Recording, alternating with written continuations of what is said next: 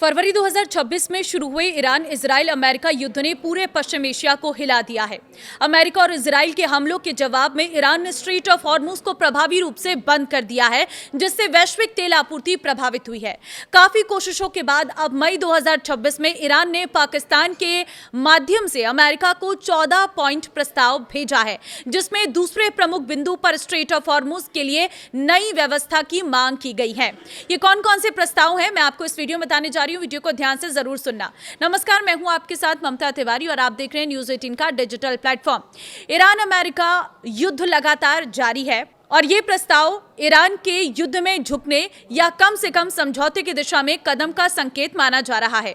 ईरानी straight media Tasneem और फार्स के मुताबिक ये 14 पॉइंट का प्लान अमेरिका के 9 पॉइंट प्रस्ताव का जवाब है। इसमें शामिल मुख्य मांगों में 30 दिन में युद्ध समाप्ति, भविष्य में आक्रमण न होने की गारंटी, अमेरिकी बलों की वापसी, नौसैनिक नाकाबंदी हटाना, फ्रोजन एसर्ट्स रिलीज और प्रतिबंध हटाना, लेबनान में लड़ाई बंद करना और हॉर्मुज के लिए नई व्यवस्था शामिल है।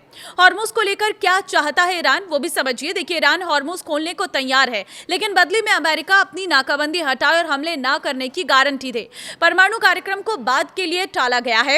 ईरान ने अमेरिका को दिए 14 पॉइंट प्रस्ताव के एक प्रमुख बिंदु में स्ट्रेट ऑफ हॉर्मुज के लिए नई शासन व्यवस्था का नई गवर्निंग मैकेनिज्म की मांग की गई है। नई व्यवस्था से ईरान पूर्ण ब्लॉकेड या युद्धकालीन बंदी हटाकर हॉर्मुज को फिर से खोलने को तैयार है, लेकिन इसके बदले नियंत्रण या प्रभाव बनाए रखने वाला एक नया मैकेनिज्म चाहता है और इसमें जहाजों को सूचित करने, टोल फीस वसूलने का अधिकार या ईरानी तट के करीब एक लेन के माध्यम से नियंत्रित पैसेज शामिल हो सकता है। ईरान अपना पारंपरिक दावा बनाए रखते हुए अंतर्राष्ट्रीय नौवहन को अनुमति देने की व्यवस्था चाहता है। अमेरिका अपनी नौसैनिक ब्लॉकेड हटाए, अमेरिका इजराइल भविष्य में हमला न करने की गारंटी दे और युद्ध सभी मोर्चों पर स्थायी रूप से खत्म हो।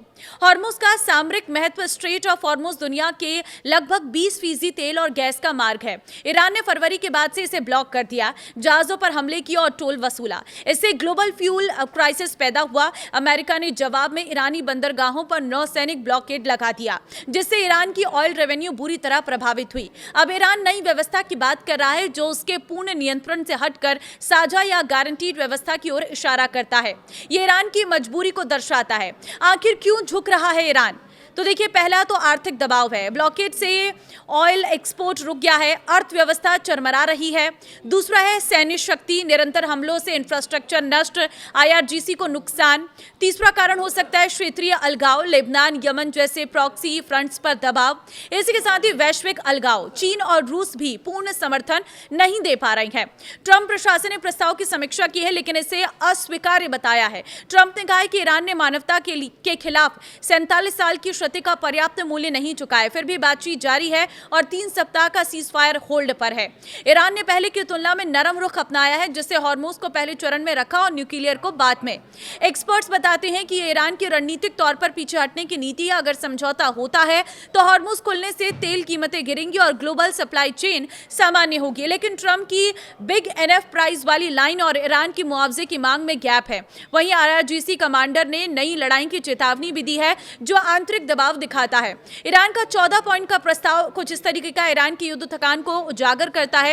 यह पूर्ण हार नहीं है, लेकिन मजबूरी से समझौते की ओर बढ़ना स्पष्ट है। आने वाले दिनों में पाकिस्तान मध्यस्थता और ट्रंप की प्रतिक्रिया निर्णायक होगी। ईरान अब झुकने की बजाय समझौते की भाषा बोल रहा है, तो ये युद्ध का टर्निंग पॉइंट साबित हो सकता है।